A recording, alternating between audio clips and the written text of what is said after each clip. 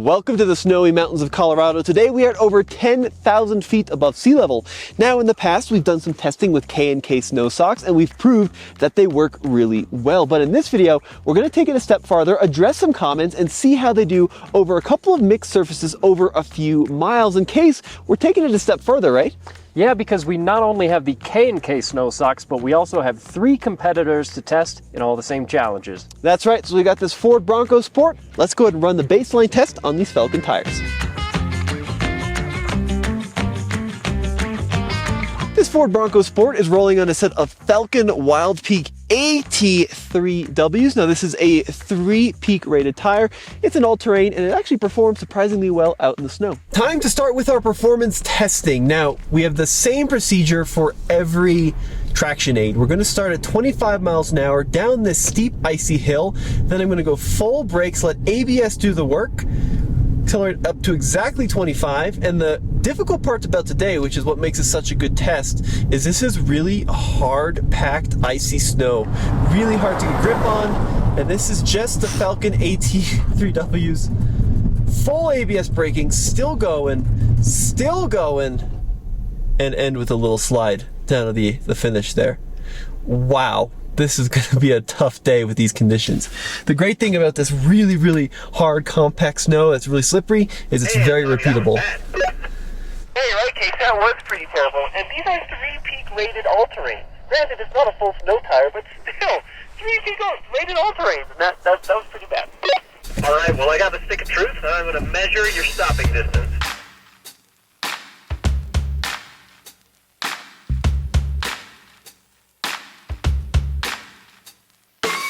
So you're at 168 and a half. It's 168 and 7 inches. Or 0.7. God. So almost 170 feet. So bad. 168 feet and 7 inches.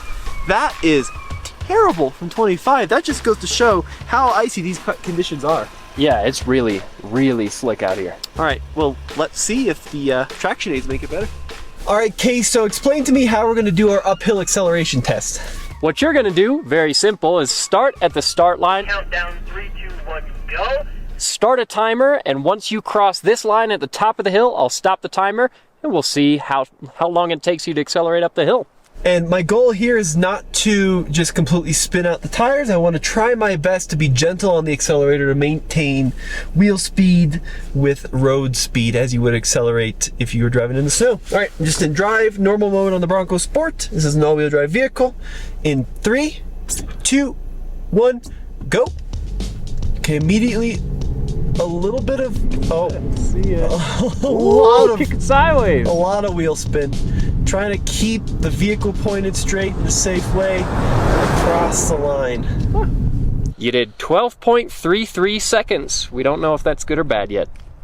All right, well, let's go try some traction aids. Now, Case, when it comes to traction aids, chains have been the standard for years and years and years. But from our experience, Snow Socks have really taken over as the performance king. And Snow Socks may have a bunch of different names, as like, winter socks or snow textiles. What are these called and what are we testing first? Well, these Goodyear products are called Textile Snow Chains, which is an interesting name for it. And we're going to start off with these because they're the least expensive of the 4. The price on this Goodyear product is around $93. So, Case, the Goodyear say they come with gloves, do they? They do come with gloves, but I'm not sure I care to use them. They're like the crappiest plastic gloves. Yeah, it's like a Ziploc bag. All right, any direction on whether or not we have to go forward or backward? I'm not seeing any markings on it, so I would say we should be able to slide them right over. All right, I'll do the other side.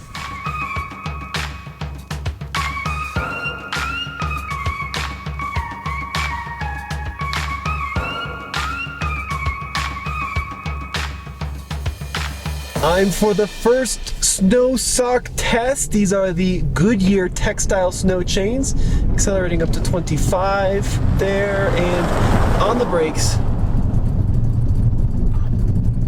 All right, well, to be honest with you, I'm really not feeling that much improvement over the tires. Case, that didn't feel great.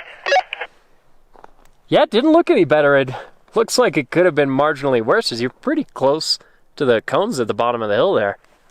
All right, why don't you bring the roller down? We'll see what happens.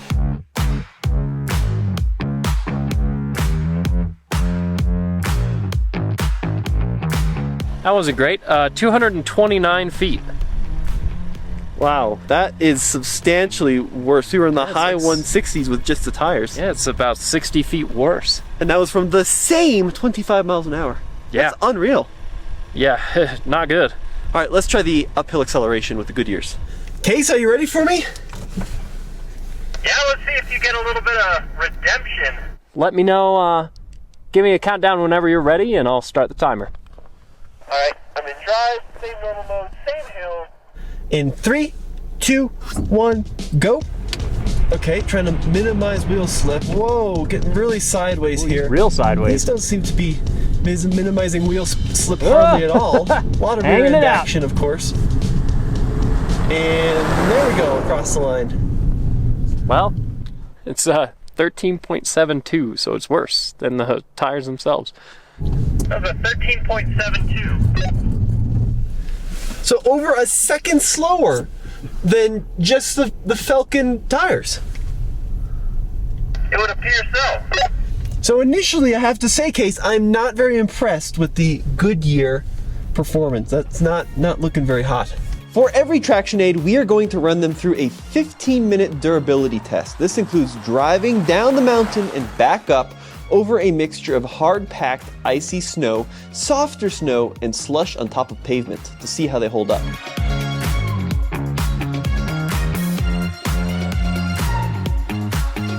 So we just wrapped up the 15-minute durability cycle over snow, slush, and pavement, and it looks like these Goodyears didn't fare too well. They did not, nor did they perform very well on the braking or acceleration. And one just personal thing, Case, is they are white. And drive them around even 15 minutes of use and they're already turning brown. Yeah, it doesn't look great. So overall, I would not say the Goodyear is much of a winner. We're gonna move on to the next one. All right, Case, what's the next contender? We've got these ISSE or ISSE, however you want to say it, Snow Socks, and this is the next step up in price. Just like the Goodyear, the max speed on these ISSE Snow Socks is 25 miles an hour or 40 kilometers an hour. And the price on these, $95. All right, Case, nice instructions with the ISSE, very, very close. The ISSE Snow Socks, and what about gloves? We actually got two pair. They're the same cheapo gloves that were with the Goodyears, but double the amount.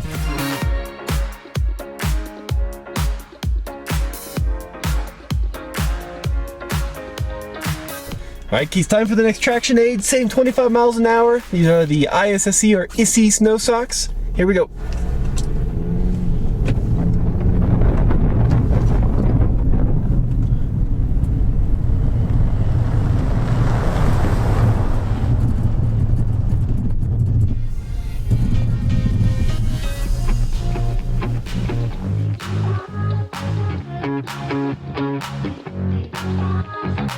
All right, Case, so the next snow sock, how do we do?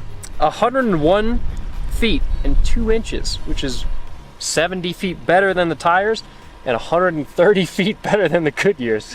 Yeah, so, I mean, 67-foot improvement over just the tires. We're finally starting to see some positive results out of the socks.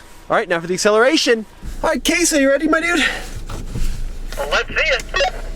All right, for the uphill, here we go. In 3, 2, 1, go.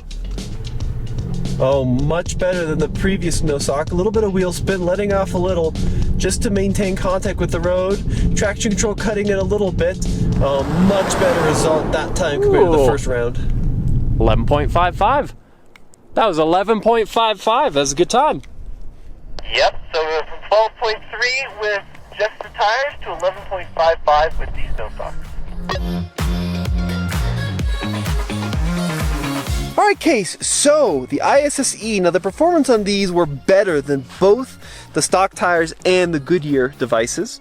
And overall, I'm pretty impressed. However, after our 15-minute test, we are getting some fraying in a couple areas. You are here too, but no major tears. Yeah, just a little bit. This seam that gave up on the Goodyear has got no problems here on the ISSE. You can see a bunch of lines here where they're stitched together, so it seems like a pretty sturdy setup. Now, one thing worth noting is that these are also tied to your vehicle's tire size, and this was the size 70, and it fits a bunch of different categories of tire, but that's something worth noting. You want to make sure, just like with the first sock, you match these to your tire size.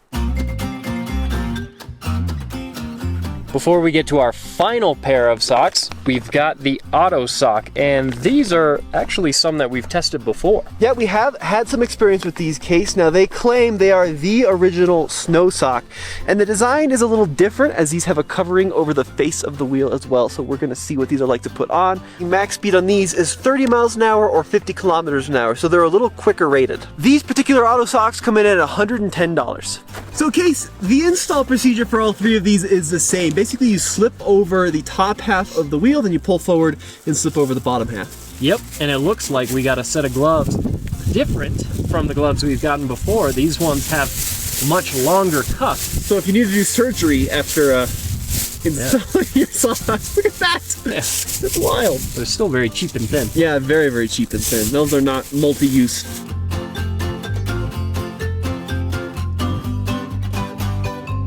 Next up, we've got the Autosock. What I really like about these super hard pack conditions is that they remain very constant throughout the day, accelerating up to 25, 24, 25 there, and on the brake, ABS much like the other ones, and a little bit of skid laterally toward the end there. As we crept toward a stop, the whole vehicle started to slide a little bit to the left. But let's see what that is compared to the other two.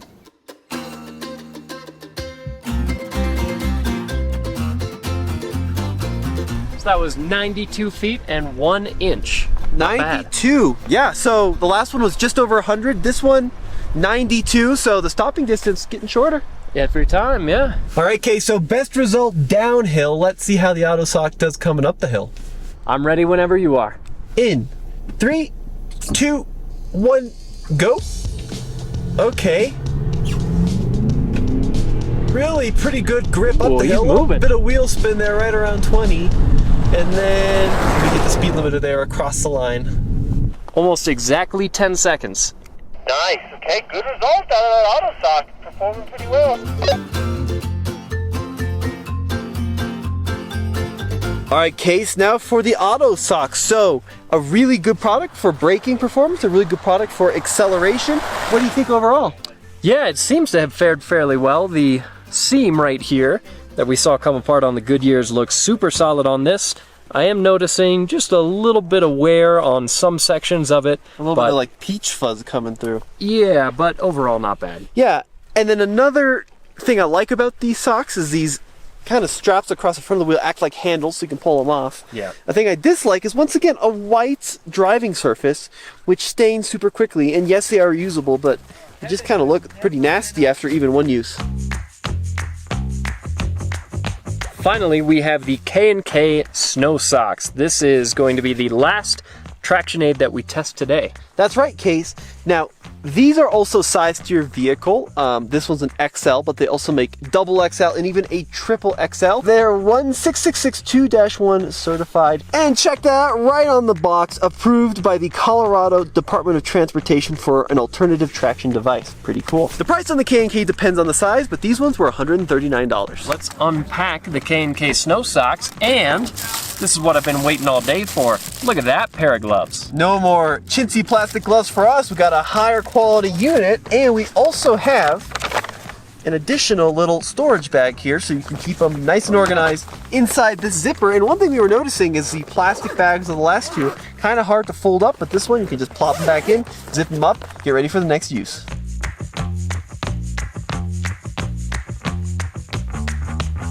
All right, let's go into some full transparency really quickly. This video is brought to you by K&K Snow Socks, but the reason we agreed to do this sponsored video is because the folks over there were super cool and they had a lot of confidence in their product, and they said, look, run the test, whatever happens, happens. They're not controlling our editorial policy whatsoever. They are not influencing the results. So it's pretty cool that they're that confident in their product.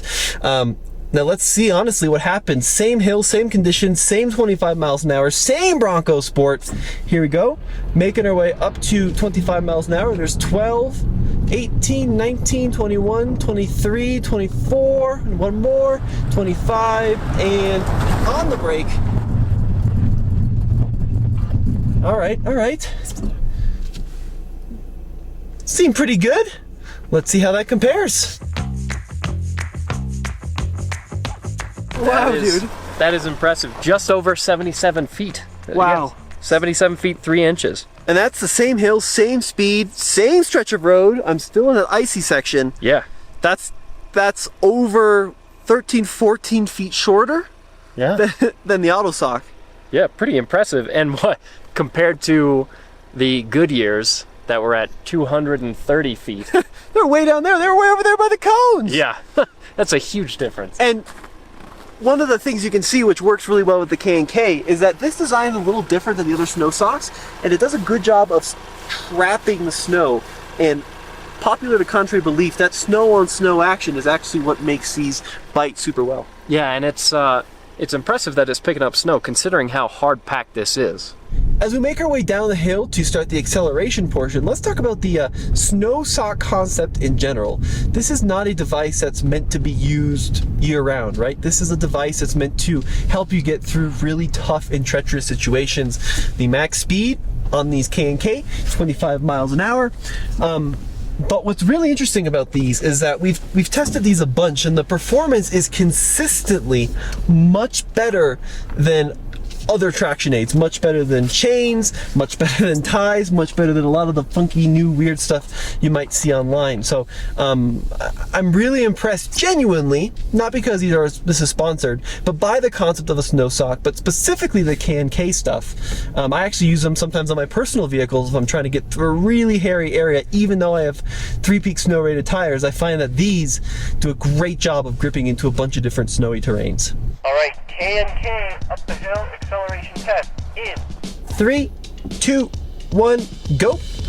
Oh, really good traction off the line. Look, almost no wheel slip, a little sideways there. Okay, and there's the speed limiter. Up the hill, come on, and across the line. Okay, so 10.28. That was 10.28, so very nearly the same time as the Autosock, just slightly behind. One thing worth noting about snow socks is when you are done driving and you want to park your car for the night, you want to pull them off because they can freeze and get kind of stiff and tough to pull off in the morning.